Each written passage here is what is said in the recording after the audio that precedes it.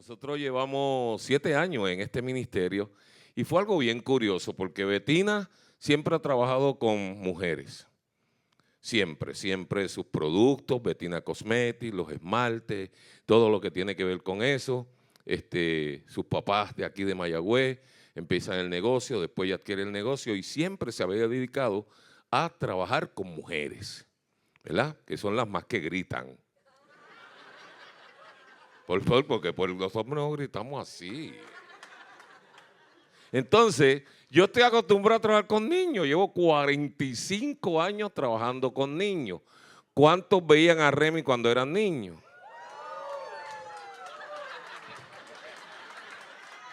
Veo gente de Pacheco y Tío Nobel levantando. Veo gente de Titichagua. Y hay 2 o 3 de Gaby Fofo y Miliki. Sí. Entonces los de Remy tienen que saber, vamos a salvar nuestro planeta. Es verdad, son de Remy. Mira, entonces cuando nosotros estábamos cómodos, yo trabajando con niños, que eso yo lo hago hasta con los ojos cerrados, y Betina trabajando con damas, que eso también ella lo controla, y de momento un sábado estamos lo más tranquilos, íbamos a hacer compras y nos llama un pastor. Hola, habla el pastor Esteban, pastor, ¿cómo está? Y dice el pastor Esteban, mira, nosotros estábamos orando anoche en la reunión que tuvimos en la iglesia y necesitamos unos recursos de matrimonio. Y yo dije, deja ver quién yo conozco. Y Dios puso en mi corazón que fueran ustedes los que vinieran a dar la conferencia de matrimonio. Y Betina hace.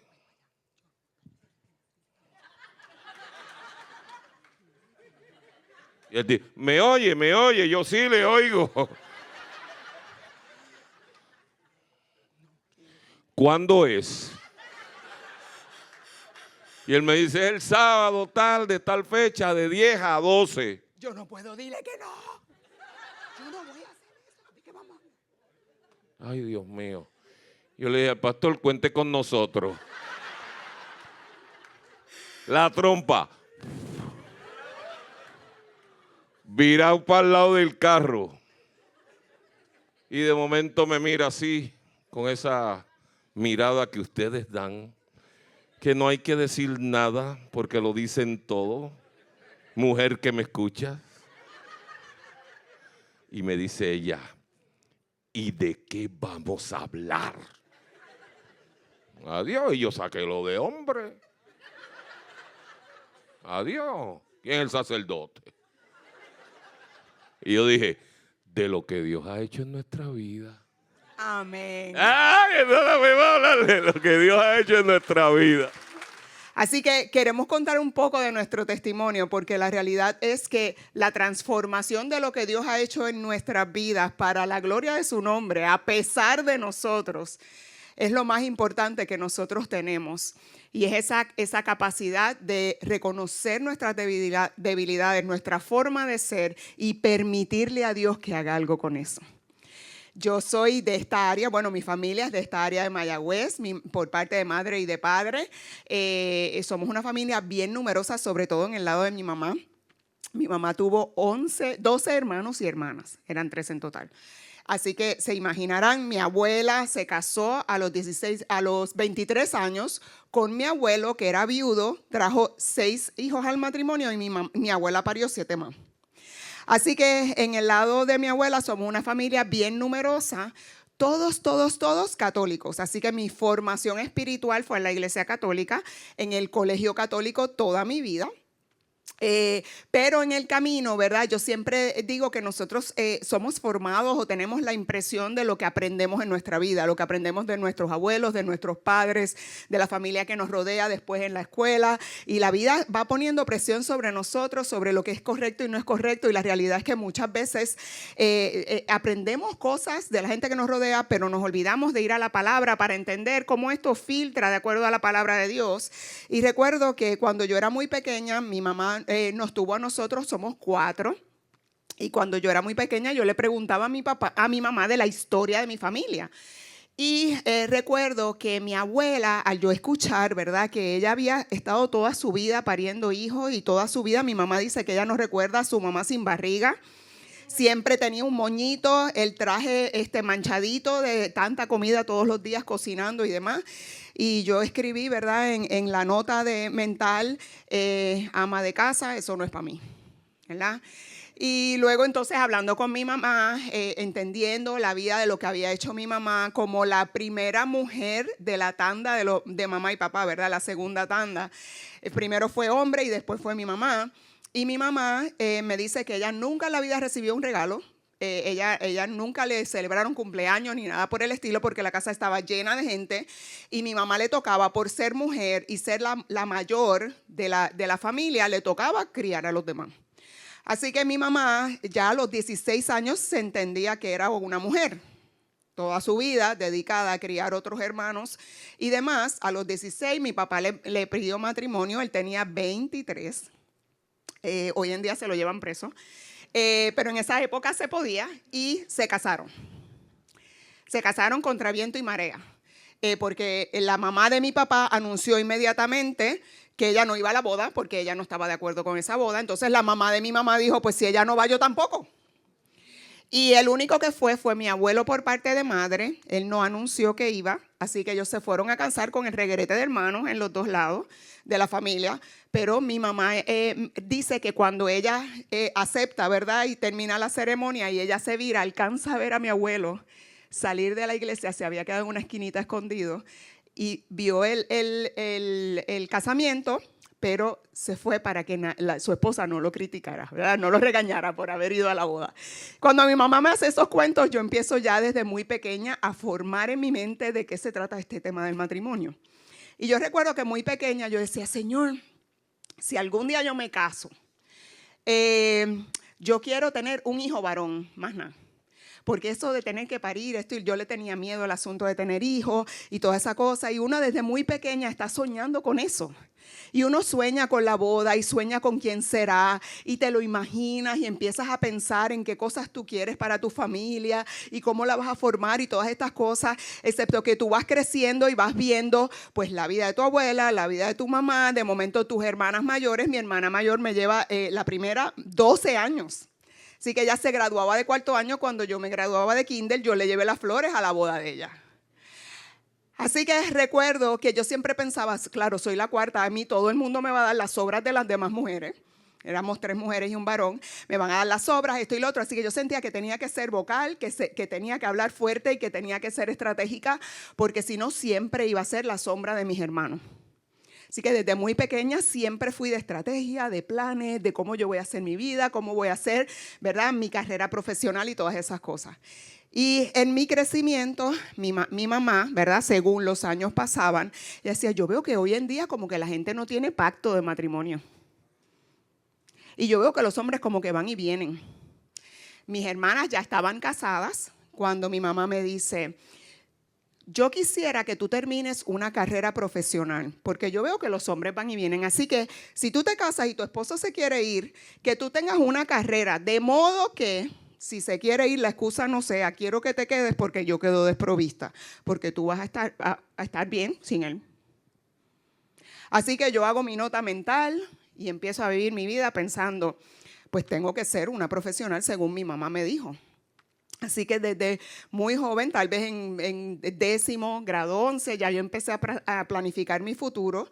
Yo sabía que quería estudiar actuación. Y cuando estaba en grado 12, le anunció a mi mamá, yo quiero estudiar actuación. Y ella pues lo veía como un hobby, pero al final del día ya pensó, eso se le va a ir a la nena, esa fiebre se le va a ir pronto. Y empecé en la UPI. Pero yo veía que en la UPI los profesores faltaban, mucha huelga, mucho día libre, mucha cosa. Yo tenía algo, ¿sabes? Yo tenía una agenda. Yo tenía planes de futuro. Y yo dije, yo me voy de Puerto Rico porque yo no puedo con esto. Yo quiero joven empezar a actuar. Y mi mamá pensó que yo, ¿sabes?, no iba a poderlo lograr. Y en esa época no era la época de los celulares. Había que pasar el trabajo de llamar a admisiones, que te enviaran por correo un documento que tú llenabas y todo eso. Y yo hice todo para asegurarme que me aceptaran en la ciudad de Nueva York, en NYU. Estamos hablando del 1990, mis hermanos. Y yo logré todo, me voy para Nueva York, estudio, hago mi carrera. Mi mamá me dice, tengo presupuesto para 2 años y medio. Y yo estuve con los 2 años con 21 créditos y 2 veranos de 15, porque yo tenía que terminar. Así que era estructurada, estaba 24/7. Si no estaba estudiando en la universidad, estaba trabajando, porque había que trabajar porque el dinero no daba. Por tanto, al final del día, me empiezo a encontrar, ¿verdad?, en una situación donde yo entiendo que yo logro las cosas. Y como yo logro las cosas, pues yo empiezo a diseñar mi futuro y en ese camino encuentro la autosuficiencia. Y cuando uno es autosuficiente, pues yo estudio, yo me suplo, yo hago, yo logro, y si yo hago todo, pues no necesito a nadie, ni siquiera a Dios. Y me alejé de mi padre. Y en ese proceso de sentirme importante y grande, estoy en la ciudad de Nueva York, termino la educación, le anuncio a mis padres que me quedo en Nueva York, porque si ya estoy aquí, pues ya entonces actuación, qué mejor lugar para estar que en Nueva York. Y empiezo poco a poco a trabajar en teatro y el tiempo va pasando y la gente empieza a reconocerme y hago obras de teatro y hasta el New York Times escribió una reseña de mi actuación en una de las obras, así que yo me sentía con ese ego bien robusto, ¿verdad? Y en esas circunstancias empecé a entender que yo vivía mi vida y la vivía bien. Pues entonces, al cabo, ¿para qué me caso? Si los hombres van y vienen, pues que ni vengan. Por tanto, cuando mis padres me anuncian que necesitaban sucesión para el negocio, yo entro en crisis.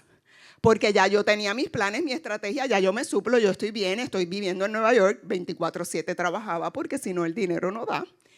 Y recuerdo que reté el hecho de tener que regresar a Puerto Rico, porque lo primero que yo pensaba era, cuando yo regrese, la gente que va a decir que yo soy jamona. Para los efectos de Puerto Rico ya yo soy jamona. Tenía 35 años cuando mis padres me llamaron y nunca me había casado. Y regreso a Puerto Rico porque cuando mi mamá me dice, necesito que me digas si vas a venir o no, recuerdo que en determinado momento yo tenía siempre al lado de mi cama una Biblia como quien tiene un amuleto de la suerte, porque ya yo vivía mi vida independiente, pero yo la llevaba para que me cuidara. Y entonces recuerdo que fui a la Biblia, la abrí, hice así, pum, leí algún texto bíblico que ni me acuerdo cuál era, y recuerdo que le dije al Señor, Señor, si de verdad tú quieres que yo regrese a Puerto Rico, me lo vas a tener que decir de manera contundente, porque tú sabes que yo soy terca. Amén. Y a las 5 de la mañana, como el Señor a veces no tarda, me levanto, de momento así como entre despierta y dormida, y escucho una voz clara que me dice, sal de esta ciudad antes que tengas que vivir lo que esta ciudad va a vivir. Empiezo yo, mi ansiedad, tuve que esperar a las 7 de la mañana para no levantar a mi mamá, y le digo, regreso para Puerto Rico. ¿Qué pasó? Yo le dije, yo le pedí a Dios que me hablara de manera contundente y Él me habló. Y mis hermanos, en abril 1 del 2001 regresé a Puerto Rico 5 meses antes de septiembre 11. Así que regreso a Puerto Rico, yo venía llorando, yo decía, ahora sí que me quedo jamona porque a mí no me gustan los puertorriqueños.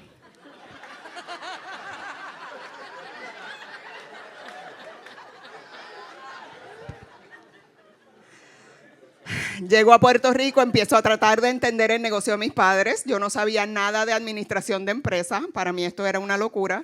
Y empiezo a trabajar, pero yo seguía buscando oportunidades en actuación porque yo quería seguir sintiéndome que la carrera que yo había diseñado todavía la podía hacer. Y en ese proceso, recuerdo que me llaman para una audición en una obra de teatro. Y yo voy bien contenta, voy a hacer la audición, me mandan un libreto, yo me lo memorizo porque yo tengo que demostrar que yo soy de Nueva York. Recuerden que mi ego era robusto. Así que me memorizo la obra completa, llego a la audición, lo hago espectacular y ahí mismo me dicen, el papel es tuyo. Y yo bien contenta, me meto en el carro, llamo a mi mamá y le digo, mamá, voy a trabajar en teatro por fin. Sí, ¿con quién? Y yo le digo, con un payaso ahí que le dicen Remy.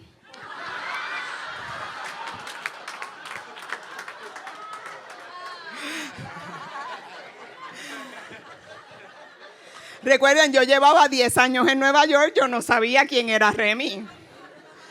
En sus años de popularidad, yo estaba fuera de Puerto Rico, así que yo no sabía quién él era. Y entonces nos conocemos ahí. De ahí entonces yo regreso a Nueva York los veranos porque tenía todavía unos contratos que terminar.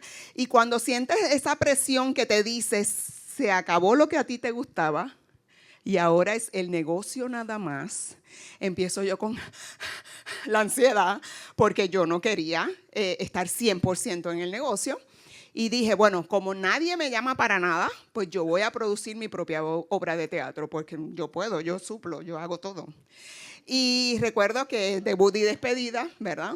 Produje mi propia obra de teatro, se llamó 5 con el mismo. ¿Cuántos fueron? Ninguno. El teatro hacía como 400 sillas, fueron a lo mejor 105 personas, de las cuales 80 eran Rodríguez, que iban obligados la familia mía. Y estando en mi obra de teatro, cuando me están montando toda la escenografía, era una escenografía realista de una casa, de una familia adinerada.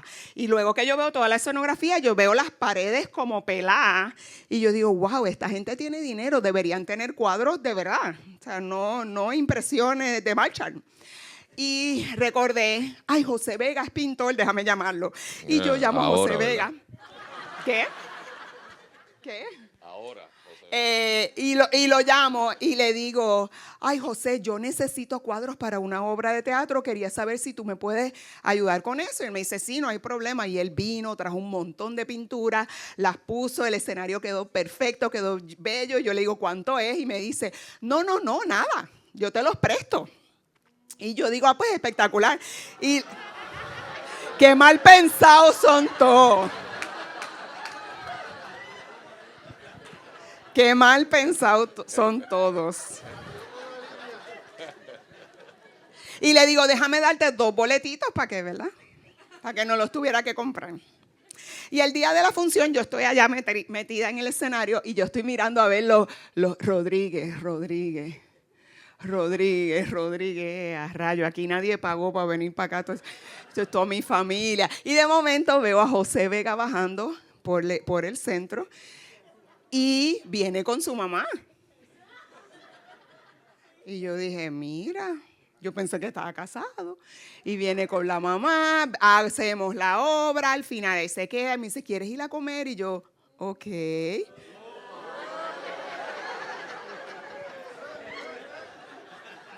Entonces yo me fui con mi mejor amiga que me había ido a ver también, ¿verdad? Porque los amigos y los Rodríguez.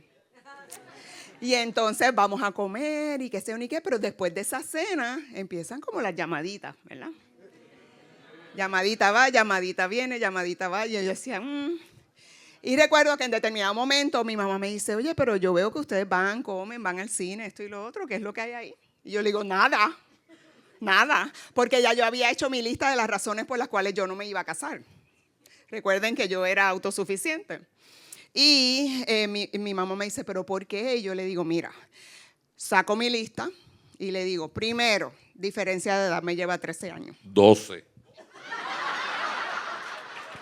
Él cumple en febrero y yo en marzo, hagan la matemática. Le digo, ella me dice, tu papá me lleva 8 años, no pasa nada. Yo le digo, sí, mamá, pero él es divorciado, yo nunca me he casado. Todo el mundo tiene derecho a rehacer su vida. Sí, mamá, pero tiene 4 hijos, todos grandes. Y yo digo dentro de mí, debajo de la manga tengo la última carta. ¡Pum! Bautista, evangélico, yo soy católica. Y ella me dice, mi hija mía, déjame decirte algo. Mi hermana mayor, ¿se acuerdan? La que me lleva 12 años, tuvo 3 hijos. Un varón y luego 2 nenas. La primera nena, la mayor, la del medio, tuvo leucemia y perdió su batalla. Cuando ella tenía sus 15 años, que estaba en el hospital del niño en San Juan, pasando por su convalecencia, se sentía triste, se sentía fea, mientras los niños están planificando su futuro, ella está en un hospital. Y recuerda a mi mamá, me hace el cuento de que un día escuchan que por el pasillo venía Remy y mi sobrina le dice a mi mamá, abuela, cierra la puerta, no quiero que nadie me vea. Y Remy insiste, abre la puerta, entra, toma un afiche, se lo pone en la parte de atrás de la cama, la hace reír. Y mi mamá recordaba ese momento y lo atesoraba con su vida. Y me dice, ese es el tipo de hombre con el que tú te quieres casar. Y agarro yo mi lista, la hago un bollito, la tiro en la basura y me empiezo a preparar para el día en que viniera la gran pregunta. Pasaban los días y de momento un buen día me invita a comer un poco ceremoniosamente y yo decía, hoy es el día, yo sé que viene. Yo sé que viene el momento, pero me sentía ya preparada. Y vamos a cenar. Y efectivamente, en algún momento de la cena me dice, mira, yo quería hablar contigo porque la realidad es que no es bueno que el hombre esté solo. Y yo decía, ¿en qué película habrá escuchado eso? Yo soy un hombre maduro, ¿verdad? No se ve bien que uno esté saliendo por ahí, ¿verdad? De noviazgo. La realidad es que lo que es razonable es que uno esté casado y pues quería saber si tú te quieres casar conmigo. Y yo le digo, yo me caso, pero lo primero tiene que ser Dios. Y sé que todos se quedan callados porque hace 10 minutos les vengo diciendo que ya yo me había apartado del Señor. Y la realidad es que fue voz profética en mi desierto, porque yo no sabía de qué yo estaba hablando. Ponemos la boda y yo empiezo a sacar los parámetros de Betina Mercado, de acuerdo a Betina Mercado. Y le digo, nos casamos por la Iglesia Católica, porque como tú no te has casado por la Iglesia Católica, pues es como si nada. Así que para efectos de la iglesia te puedes casar con la Iglesia Católica. Entonces seleccioné una iglesia que fuera bien bella, como Antigua, donde las flores fueran espectaculares, el video se viera divino. Me estoy casando con una figura pública, así que yo sabía que iba a venir gente importante, así que mis parámetros eran la iglesia céntrica, que todo el mundo pueda llegar, que todo quede hermoso. Nos casamos, tuvimos un tiempo hermoso en esa boda. Vinieron sus hermanos, que los unificamos, que era de otro matrimonio de su papá. Y 5 hermanos con sus esposas, esposos, los sobrinos, todo eso. Bueno, fue una boda espectacular.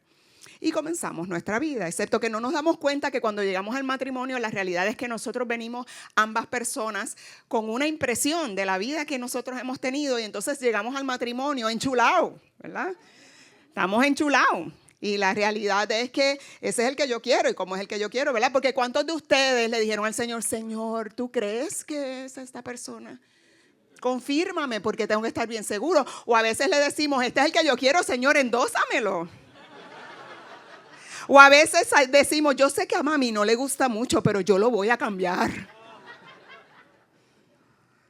Porque la realidad es que el modelo de Dios no es necesariamente el que nosotros tomamos en consideración cuando nos casamos. Y cuando empezamos nuestro matrimonio, llegamos y yo tengo mis planes y mis estrategias para el matrimonio. Y yo quiero que las cosas se hagan como yo las aprendí, como yo las viví, como yo las diseñé. Y tú brega. O sea, tú te acomodas a lo que yo quiero para mi casa. Que yo no puedo gastar en qué. ¿Cómo es eso? Que si yo me suplo. O sea, tú no tienes que preocuparte por eso, que yo me encargo. Y la realidad es que fue un tiempo rocoso ese comienzo. Entonces recuerden que yo venía de los teatros de Nueva York. Así que llego a Puerto Rico, nadie sabe quién yo soy. Allá yo me sentía grande e importante, pero aquí nadie sabía quién yo era. Y de momento Dios es tan curioso que me pone al lado de un hombre que sí es famoso, que todo el mundo conoce. Y de momento yo me sentía como que el Señor me hubiera dicho, ¿te acuerdas de la época del spotlight? Pues ahora eres tú la que te vas a ir a la parte de atrás del escenario y te vas a asegurar que cuando tu esposo José Vega salga al escenario, tú toques el piano, tú tiras las luces, tú prendes todo, porque el que va a brillar es él. Así que la segunda etapa de acostumbrarnos a vivir juntos era invisibilidad. Y cuando digo invisibilidad es que imagínese estar casado con una persona, ir a Plaza Las Américas y tener que ir de Macy's a JCPenney a comprar algo rapidito y no tener que parar por lo menos 18 veces para una foto y la fotógrafa eres tú.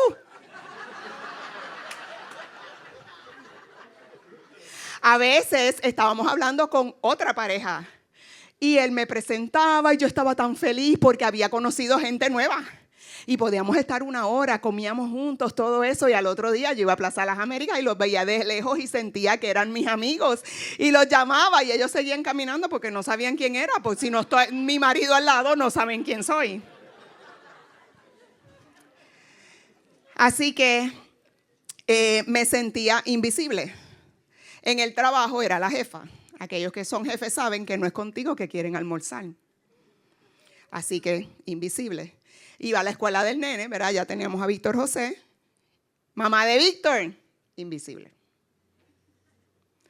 Así que yo sentía que yo había venido a Puerto Rico a un retroceso personal. Y cuando ya teníamos a Víctor José en nuestras manos, aquel varón único que yo le había pedido a Dios, sentí que el Señor me dijo, ¿y qué pasó con que yo era lo primero?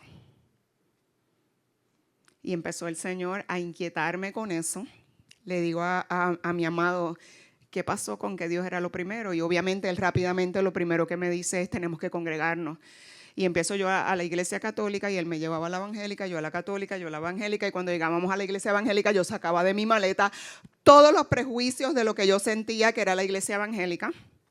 Y pasaba mucho esfuerzo. Cada vez que íbamos a la iglesia evangélica, yo no me sentía que estaba en un lugar donde el Señor tratara conmigo, hasta que por fin llegamos a la Alianza Cristiana y Misionera de Dorado. Y allí ese día yo estaba acostumbrada a que llegábamos a la iglesia evangélica, José era el centro de atención, y yo pues 2 o 3 pasitos más atrás con mi muchacho. Y cuando llegamos, el ujier, después que recibe a mi esposo con bombos y platillos, se vira donde mí y me dice, ¿y tú quién eres?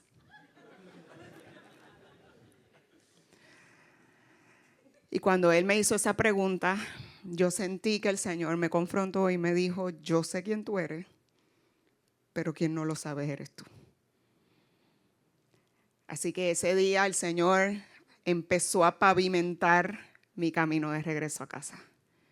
Nos plantó en esa iglesia, llevamos 15 años sirviendo en esa iglesia y el Señor tenía algo para mi esposo, algo para mi hijo y algo para mí. Y empezó mi proceso de transformación donde era el Señor el que me tomaba a mí, me hacía cantos.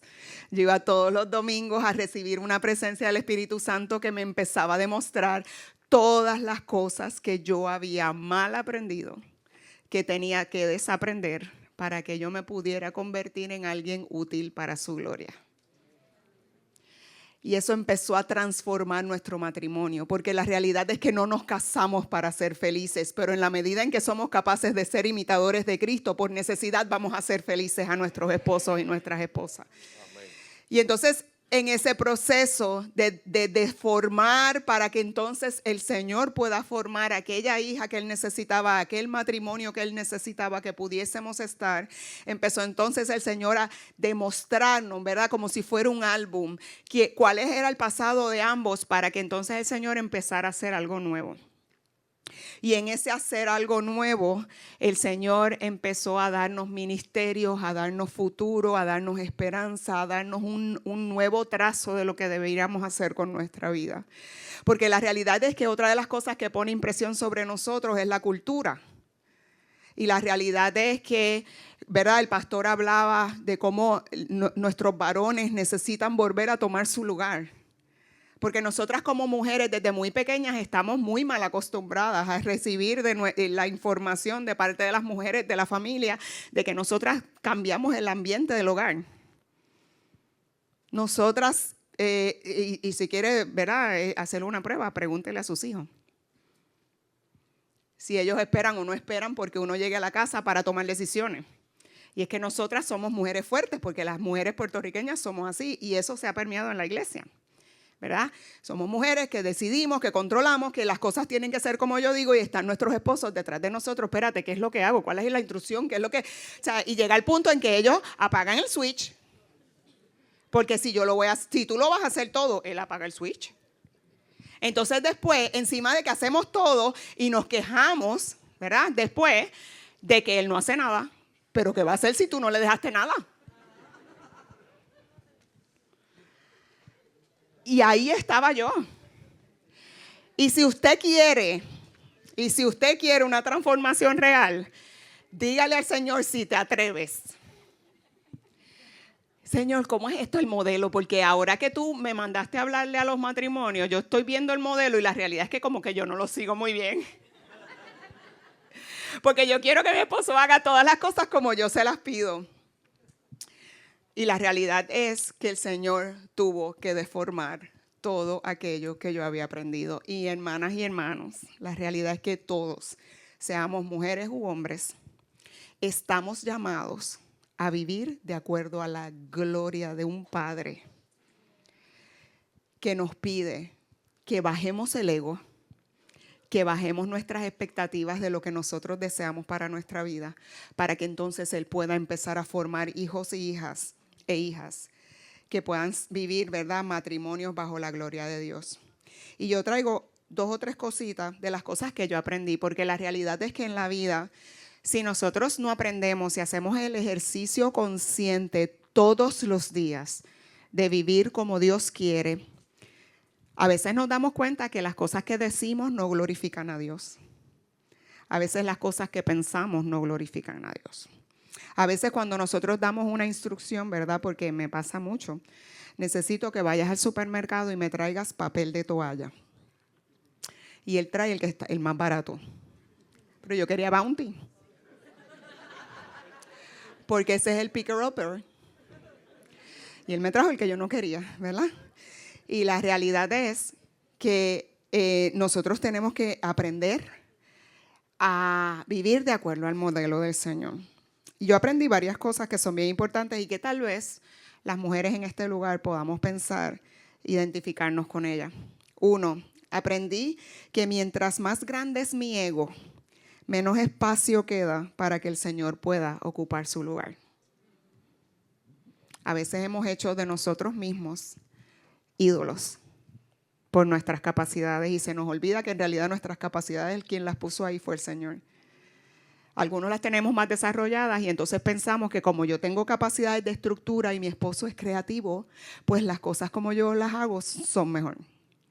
Cuando en realidad no es como yo las hago, es como mi papá las quiere, a la hora que la quiere y como él desea que la hagamos. Número 2, que en realidad yo no mando en mi casa, pero tampoco mi esposo. Quien manda es el Señor. Y eso va a cambiar el ambiente de la casa. Número 3, que mientras más respeto a mi esposo, más él me demuestra amor y ternura. Número 4, que mi amado es complemento y no competencia. Número 5, que unos días él va a brillar. Y me toca a mí prender las luces, abrir la cortina, tirar el sonido, tocar el piano. Y hay otros días en que yo voy a brillar. Pero los mejores días de la vida de tu hogar van a ser el día en que los dos puedan brillar juntos. Que las palabras no se las lleva el viento. La lengua tiene el poder de dar vida o muerte, dice el Señor. Todo lo que decimos va a cumplir un propósito. Por tanto, todo lo que sale de nuestros labios tiene que ser, número 1, filtrado de acuerdo a lo que Dios espera de nuestros labios. Y número 2, que bendiga. Porque hay veces que el papel de toalla que va a traer no es el que tú querías. Y yo sé que estoy usando un ejemplo bobo. Pero hay veces en que en realidad nosotros tenemos que entender que no importa el tipo de papel que se traiga. Lo importante es que nosotros hicimos un pacto. Y el pacto es inquebrantable. No es un contrato. El contrato siempre en la parte final va a tener el área zafacón que dice, y si alguno de los dos no cumple con su parte, esto quedará disuelto. Pero la realidad es que el pacto no. Cuando nosotros nos casamos con pacto, nos casamos frente a un Dios que espera que nosotros demos lo mejor de nosotros para que ese matrimonio funcione. Aprendí que cuando ambos nos sujetamos a Cristo, no nos molesta sujetarnos el uno al otro. Muchas veces pensamos que nos gustan todos los versículos que son relacionados al matrimonio, pero no me hables de sujetarme a mi esposo. No, porque es que si yo me sujeto a él, en realidad las cosas no salen como deberían salir. Y la realidad es que hace 20 años que nosotros nos casamos. Y el esposo que yo tenía hace 20 años, yo no me hubiera sujetado a él por nada. Pero hace 5 o 6 que me sujeto bien sujeta. ¿Saben por qué? Porque él me ama como Cristo amó a la iglesia. Porque me cuida. Porque me bendice. Porque yo puedo estar en una convención trabajando, luchando, tratando de echar para adelante y es él el que me llama y me dice, mamá, ¿comiste? No, estoy al frente de la puerta del hotel. Sal que te traje lo que a ti te gusta. Y por último, aprendí que nuestra vida es testimonio para otros que los va a acercar o alejar de la cruz. Entonces tenemos una responsabilidad bien grande, amados hermanos y hermanas, de acuerdo a lo que el Señor quiere para los matrimonios de tu casa y de todos los que nosotros, ¿verdad?, reconocemos a Cristo como nuestro Salvador. Y la realidad es que no solamente son los otros matrimonios los que van a aprender de nosotros cómo se vive en Cristo una vida de matrimonio, sino que yo tengo que ser también quien atrae a mi marido a la cruz, no que lo aleja de la cruz. Por eso nosotros oramos juntos, soñamos juntos, nuestra esperanza es una. Yo no planifico por mi cuenta ni él por la de él, sino que soñamos juntos para que nuestra vida sea lo que el diseño y modelo de Dios es para nuestra casa. Que el Señor les bendiga. Mira, viste que somos dos personas completamente distintas. Betina tiene una estructura familiar. Papá, mamá, 3 hermanos. Estudió en el mismo colegio siempre. Vivía en la misma casa, urbanización, con mucha comodidad. Su papá y su mamá, unos comerciantes muy exitosos. Ella tenía una estructura, ella sabía lo que iba a hacer de niña, ella sabía lo que iba a hacer de joven. Ella estudió, ¿cuántos créditos por semestre? 22. Yo estuve 4 años en la universidad y cogí 15.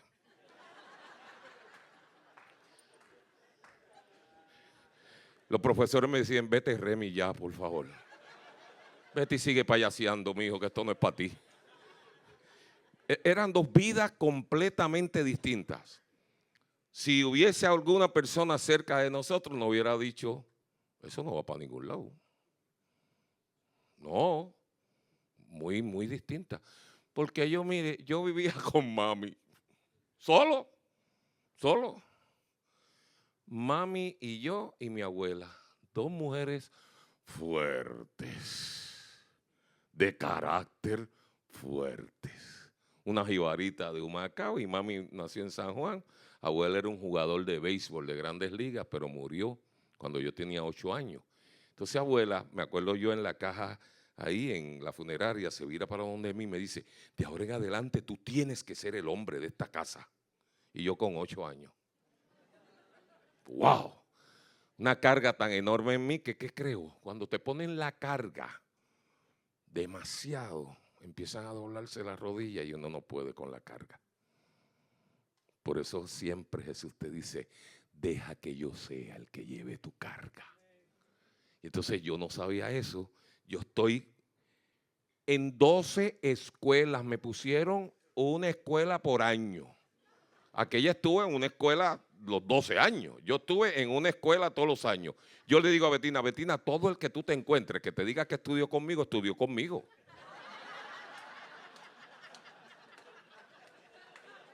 No pelees más por eso. Pero es que lo veo mayor, fue que se colgó. Y estudió conmigo. Imagínate, nos mudamos 30 veces. 30 veces.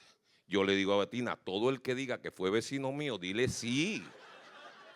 No te pongas de dónde, Bayamón, Río Piedra, Guaynabo, Carolina, todo, porque imagínate la estructura mía. Imagínate qué clase de estructura, qué clase de seguridad, qué clase de fundamento. Un hombre que me escuchas, no es que tú seas despistado, es que tú eres creativo.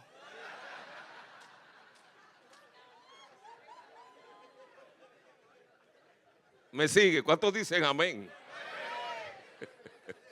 Entonces, mira eso. Yo con esa vida así tan, Imagínate, papi era mago. A lo mejor por ahí fue que yo saqué lo de payaso. Sí, papi era mago. Cuando yo tenía 10 meses se desapareció y más nunca lo vimos. Un truco, ¡puf! ¡Fua! Se fue.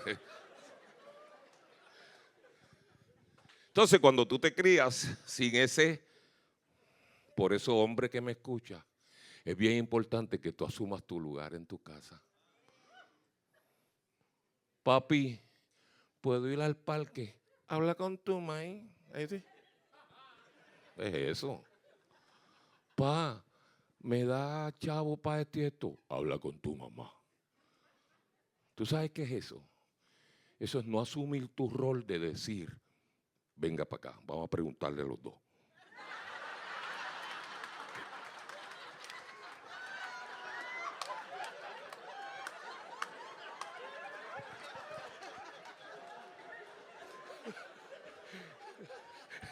Mire, hermano mío, y así me crío yo, a lo loco. Menos mal que en uno de los lugares que viví, en un residencial público que yo viví, de los 20 que viví, un sábado se le ocurrió a un pastor hacer un servicio evangelístico. Era la época, Iván, que los grupos de evangelismo salían a evangelizar. Los grupos de adoración salían los sábados. Ahora para que ensayen es un lío. No aquí, no aquí. No aquí. Aquí ensayan y vienen. Mire, el grupo de adoración salía los sábados con el pastor a evangelizar. Ir por todo el mundo, predicarle el evangelio para que todo aquel que en él crea no se pierda, mas tenga vida eterna. Y ese sábado empezaron a montar los instrumentos, el bajo, batería, todo. Llegaron 3 hermanitas con unos moñitos, pelo canoso, Biblia debajo del brazo, falda larga. Llegaron los jóvenes, llegó un pastor con la Biblia también y empezaron a cantar. Y yo en el balcón así preso, porque yo estaba preso, mami no me dejaba bajar. Era de la escuela al balcón, del balcón a la escuela. Ahí yo tenía los G.I. Joe y todas esas cosas. ¿Alguien se acuerda que es un G.I. Joe? Pues usted tiene mi edad. Y dijo ahorita que veía a Remy. Y estoy ahí yo, muchachos, y empiezan ellos, kin, kin, kin, kin, kin, y empiezan a cantar un corito. Han pasado 50 y pico de años. Y yo me acuerdo el corito que decía, solamente en Cristo, solamente en Él, la salvación. No hay otro nombre.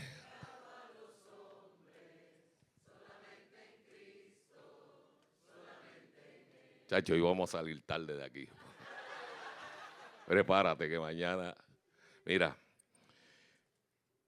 yo siempre recalco, cántale a los niños coritos. Cuando estés fregando, cuando estés lavando el carro, cuando estés con él, cántale porque eso penetra. Y por más años que pasen, no se les olvida. Instruye al niño en su camino. ¿Para qué? Para cuando fuera viejo, no se aparte de él. Pero si él te ve viendo tantas cosas que tú ves en televisión, él lo que va a hacer es eso, ver eso.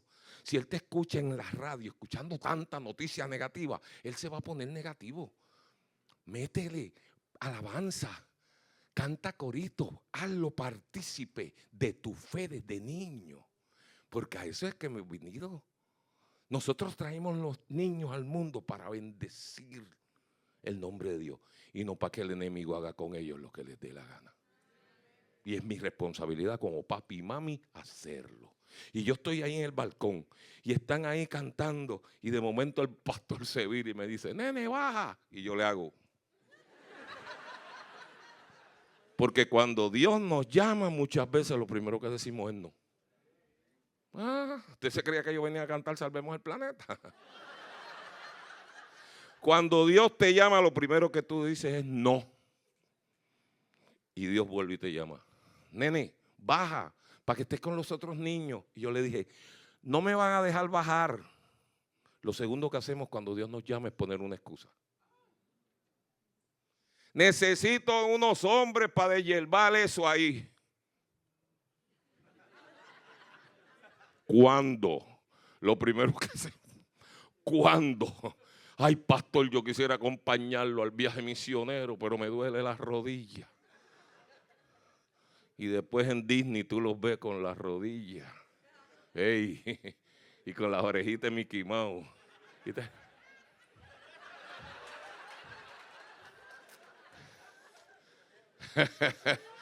Y después lo pone en Facebook. Y tú dices, mira, que le dolía la rodilla para pintar el templo. Y allá estuvo 2 horas haciendo fila para ver a Mickey Mouse, ni lo vio. Y quiero decirte que a todo el mundo en Puerto Rico nos duele la rodilla. Oye, y vuelve el pastor. Nene, baja. Baja para que conozcas al mejor amigo que vas a tener en tu vida. Y eso me motivó a yo decirle a mami, mami, el pastor me está llamando. Y mami muy sutilmente me dijo, déjame verle la cara al pastor. Sí, porque la mujer tiene un discernimiento. Hombre que me escuchas, cuando ella te diga, no me gusta como te está mirando tu compañera del trabajo, ¡huye! Porque ella está viendo algo que tú no ves. Oye, porque tú estás...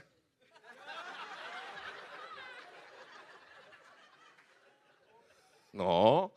Entonces mami, con ese carácter suave que tiene todavía, se asoma así y ve al pastor que está así. Y lo escaneó. Y me dice, baja, que se le nota por encima que es un hombre de Dios. ¡Wow! ¿Tú te imaginas tú y yo en el mall, en el Mayagüez Mall, caminando por allí, que la gente diga, este es del alfarero? Se le nota por encima. Esta se le ve que es una mujer de Dios. Macho, ese hombre lleva la unción. ¿Por qué? Porque reflejamos el rostro de Cristo en nosotros. A veces no se nos nota ni que somos casados. Ríete ahora.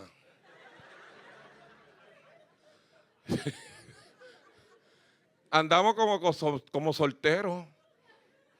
Yo los he visto en el mall, en el Mayagüez. Mira, los solteros, mira.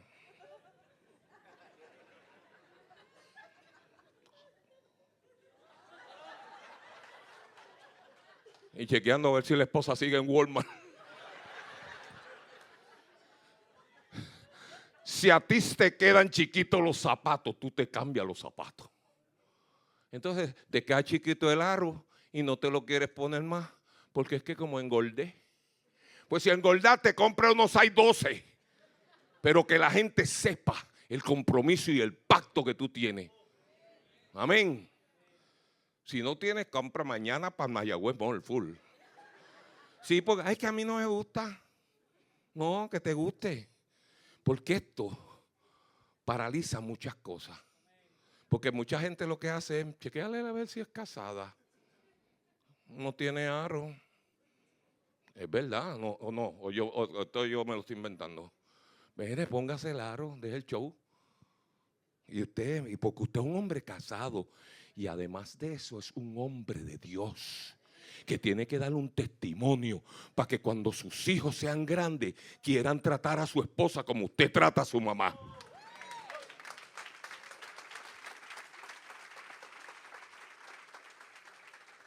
Él respeta a su esposa porque lo vio en la casa. Ve que no es venir aquí a lavar las manos, a cantar.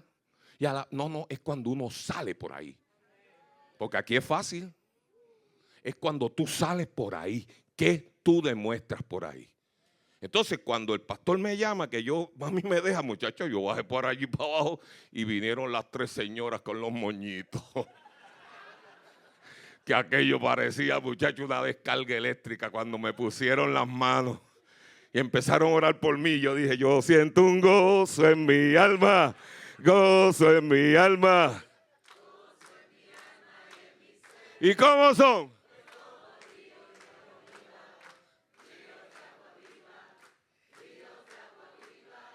Y yo le dije al pastor, yo estoy aquí. Cristo me envió, ¿para qué? Para decirte lo que Él me dio. ¿Qué me dio? me dio la paz, me dio el amor y con su espíritu me bautizó. Eso me dio la paz, el amor y con su espíritu. Al otro día el pastor me dijo, mañana vas para la iglesia y te vamos a venir a buscar. A las 7 de la mañana. Estaba yo en la 65 Infantería con mi brillantina Alca. Que cuando ese sol da, pastor, eso baja, baja una unción por las barbas de Aarón. Mire, a las 7 de la mañana para la iglesia de Río Piedra, Carolina, 2 horas, igual que de aquí a Dorado. Y allí llegaron los jóvenes. Wow, me acuerdo de un joven que me dijo, ¿cómo tú te llamas? José. José, voy a orar por ti todos los días. Yo que venía de un hogar destruido, sin una imagen de un padre, encontrarme un joven que me diera un abrazo y decirme, ¿cómo tú te llamas? Voy a orar por ti. ¿Qué necesitas? Yo dije, wow, se ocupó de mí, me ayudó, me llevó a la clase de los niños, me discipuló. Yo hace 6 años fui a predicar a una iglesia un domingo por la mañana de un pastor que se retiraba después de 38 años de pastor para meterse a misionero.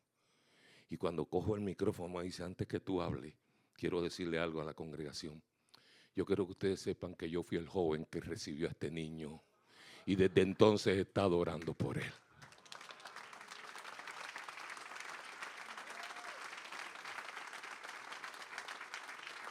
Pastor Guillermo Otero, tienes que orar por tus hijos, que no se te olvide. Y tienes que orar por tus nietos y por los hijos de tus hijos y por los hijos de tus vecinos. Llévate nombres de niños y empieza a orar por ellos. Porque yo ahora me doy cuenta de las muchas que me libró Dios porque había alguien orando por mí. Y como Dios me fue discipulando, ahí empecé a cantar en el coro, a tocar batería, a tocar saxofón, a cantar con los jóvenes, ahí conectado con el Señor. A los 18 años el pastor me dijo, ¿qué vas a hacer? Yo, el pastor, yo no sé. Ella sabía, yo no. Y cuando me llevaron a la universidad, que yo vi sociales, humanidades, uy, ciencia, no, matemática, mira, yo dije, eso no es de Dios. Chacho, yo no entiendo eso, reprende. Y acá hay que leer mucho, humanidades, yo tampoco. Y me cogí psicología para bregar conmigo mismo. Entonces cuando terminé psicología, el pastor me chequeaba las notas. Fíjate, el pastor me decía, tráeme las notas para verlas. Y yo con las notas, yo estudiaba obligado para no hacer quedar mal al pastor. Fíjate el compromiso. Y cuando terminé la psicología me dice el pastor, ahora vas para el seminario. 2 años en el seminario. Y a los 24 años ya yo era pastor. ¿Por qué? Porque alguien me fue a buscar siendo un niño. Porque alguien oró por mí. Porque alguien se ocupó. Y tú sabes lo que le pasa a esta sociedad hoy en día y a los matrimonios. Que no nos ocupamos de nosotros mismos. Nos casamos y es cada cual individual. Nos divorciamos económicamente, nos divorciamos emocionalmente, nos divorciamos. Ella me conoció así. Cristo te conoció así. Pero tuviste que cambiar porque las cosas viejas pasaron y aquí todas son hechas nuevas. Y aunque te haya conocido así, ya tú no eres ese hombre, ni eres esa mujer. Eres nueva criatura. Y ahora es que empiezan a funcionar las cosas. Y déjame decirte algo. Cuando uno no mete a Dios en el matrimonio, se destruye. Cuando tú no metes a Dios en tu trabajo, no funciona. Cuando tú sacas a Dios, cuando te pones a hacer otros dioses ajenos, que fue lo que me pasó a mí. Remi es una cosa chévere. Es cantarle a los niños. Cuando yo empecé de Remi, yo dije, wow. Esto está brutal, yo estoy haciendo el bien, estoy cooperando a los niños. ¿Y sabe lo que yo hice, pastor? Dije, ¿para qué yo me voy a congregar todos los domingos? Si yo soy un hombre bueno, yo lo que hago es trabajar, ayudar a los niños. Y yo que estaba conectado con el Señor, yo estaba así conectado con Dios. Y al dejar de congregarme, dije, me voy a congregar un domingo sí, un domingo no, para trabajar y tener dinero y ayudar a mi familia. ¿Sabe lo otro que hice? Dije, ¿para qué yo voy a diezmar tanto? Porque cuando tú diezmas poquito no hay lío, pero cuando empiezas a ganar mucho, que tú dices, ya, che, tengo que diezmar, que ofrendar. No, yo le voy a dar ese dinero a los niños pobres. Puf. Voy a dejar el ministerio de adoración. Puf. Voy a dejar de ser maestro de escuela bíblica. Puf. Voy a venir un domingo al mes. Puf. Ay, no sé, me siento incómodo en la iglesia. Como que no me siento que me dan participación. Puf. Ay, no sé, el pastor a veces. Puf. Ay, que aquella hermana que siempre es la misma que dirige. Puf. Ay, que el aire molesta. Ay, que hay que parquearse en el fango. Ay, que tanta actividad. Ay, que esto. Y se vas alejando del motivo por el cual tú estás aquí. Y eso me pasó a mí. Lo perdí todo por alejarme de la cruz. Y cuando la nave de Remy se cayó, hizo R, M, I, ¡míralo! ¡Pra! Se cocotó la nave y uno con la cara pintada y llorando por dentro. Perdí todo, todo. Y le dije al Señor, me arrodillé y le dije al Señor, no vuelvo a casarme más, no vuelvo. Me botaron del canal, no vuelvo a trabajar de televisión. Y yo ahí arrodillado y pidiéndole a Dios que me ayudara. Y le dije, Señor, voy a conseguir un apartamento para mis hijos y para mí, pero no vuelvo a casarme más. Y yo arrodillado así. Y al otro día, cuando yo dije eso, apareció Betina. Y yo que estaba así, le dije, Señor, no es bueno que el hombre esté solo. Es mejor 2 que 1. Me fui para Cantares. ¿Quién te calentará por las noches? Y yo ahí, mire. No me fui bíblico, full. Cuando yo la vi, yo dije, muchacho, ¿cómo es? Me enamoré enamorado. Pero ¿quién llamó primero? Para los cuadros. ¿Verdad? Porque yo estaba en casa solo, triste, vulnerable. Mira, la que no sabía quién era Remy, la que no le gustaban los puertorriqueños, porque como yo parezco árabe.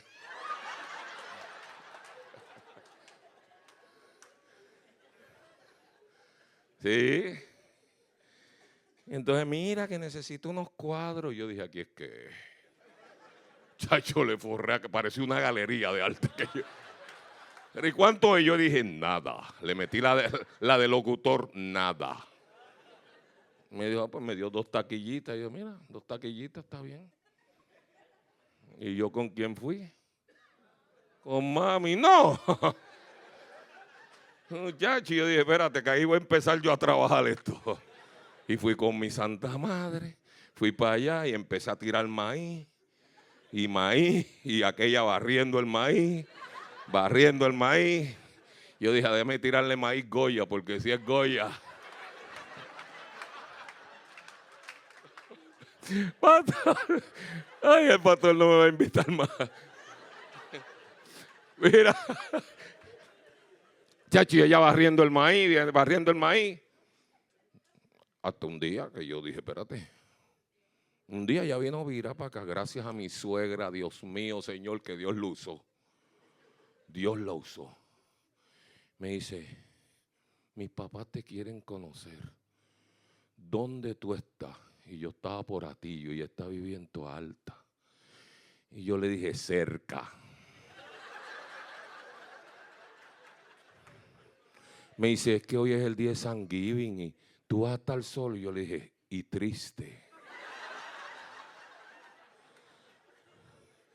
Me dijo, pues vente para acá que vamos a comer pavo. Yo le dame 10 minutos que estoy ahí. Yo en Atillo, papá, le puse la nave a Remy y yo le dije, ¡ra! R, E, M, I, ¡fua! ¡Míralo! Cuando llegué y abrió la puerta,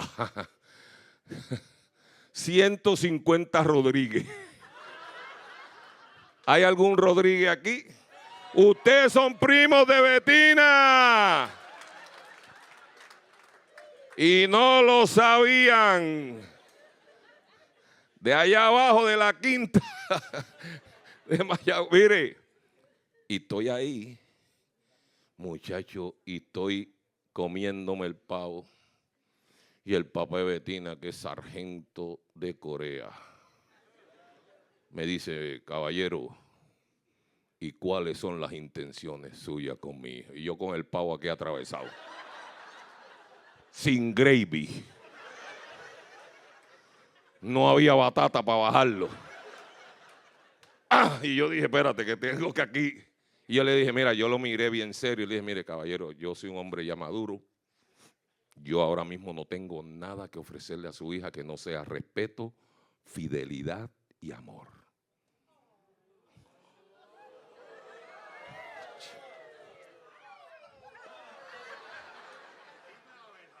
Por encima de la verja, el viejo me dice, si es así, esa muchacha es tuya.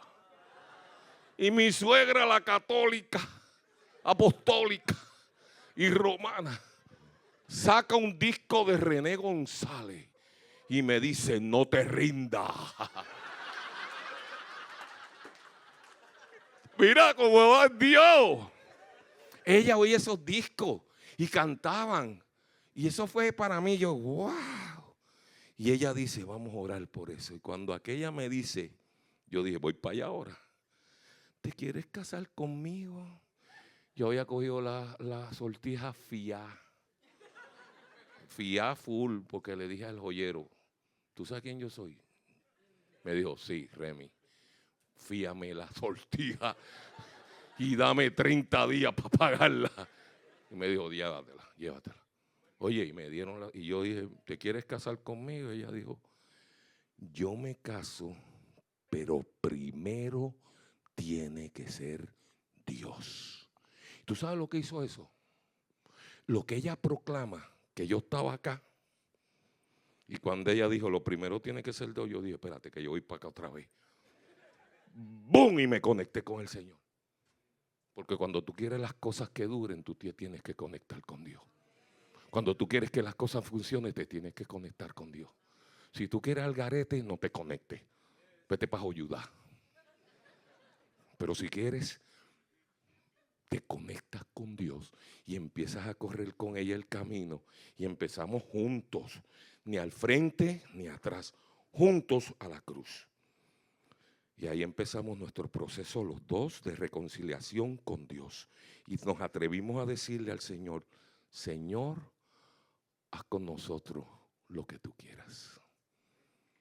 Nuestro hijo es un niño que ora, que predica, que le inquieta la palabra de Dios. Y que ahora cuando nosotros celebramos los 20 años, él tiene 18 años, y nos dijo, papá, mamá, yo quisiera hablar en la boda. Nosotros nos quedamos que ir a decirle Y estas fueron sus palabras. Yo quiero decirle a todos los invitados que hay aquí, que cuando yo nací y fui creciendo, mi papá y mi mamá eran de otra forma.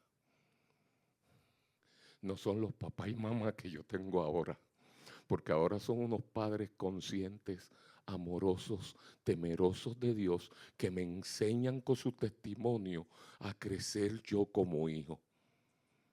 Y yo quiero que ustedes sepan eso, que el testimonio de ellos me ayuda a mí a ser un mejor cristiano. Yo dije, wow, wow, wow.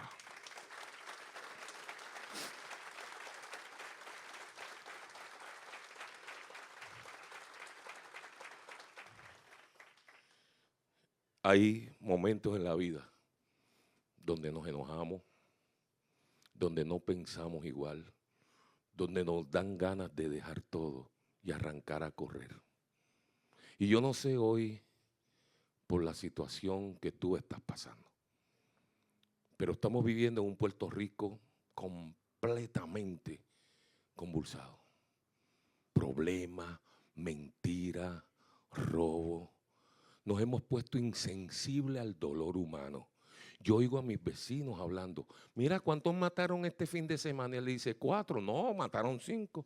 Pero qué bueno que fueron lejos de aquí. Wow. Wow. Fueron lejos de aquí. No. ¿Usted sabe por qué nosotros estamos aquí? 2 horas y media de camino con un aguacero enorme. Porque el Señor nos dijo, vayan para allá. Algunos los conozco, algunos me conocen, pero eso no tiene que ver. En nuestro corazón hay una sola preocupación y es rescatar otra vez la familia de nuestro. Rescatar la familia en Puerto Rico que tanto cantazo hemos cogido.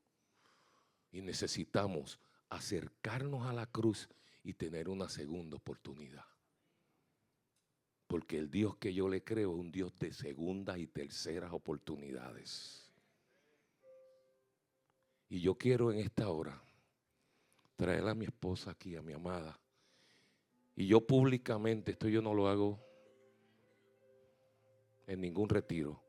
Pero Betina, yo públicamente quiero darte las gracias por tu testimonio, por tu crecimiento espiritual, que ha sido tu testimonio el que me ha ayudado a mí a crecer contigo. Yo sabía teología, pero no vivía una vida espiritual. Y tú me enseñaste eso, con tus oraciones, con tu testimonio, con el amor que reflejas en mí a pesar de yo ser tan despistado. Ella está ahí para mí, es mi complemento, no es mi enemiga. ¿Sabes que jugamos en el mismo equipo? Es el mismo equipo, es el mismo equipo. No es mi contrincante, no, las dos somos del mismo equipo. Y como somos del mismo equipo, nos protegemos los dos. Algunas veces ella tira la bola, otras veces yo galdeo, a veces ella da tapón, otras veces, pero somos del mismo equipo.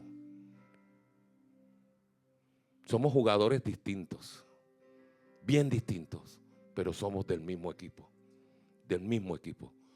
Y yo sé que aquí hay gente con unas necesidades increíbles, que lo único que tienen que hacer hoy es decirle, Señor, dame la oportunidad otra vez de acercarme a la cruz.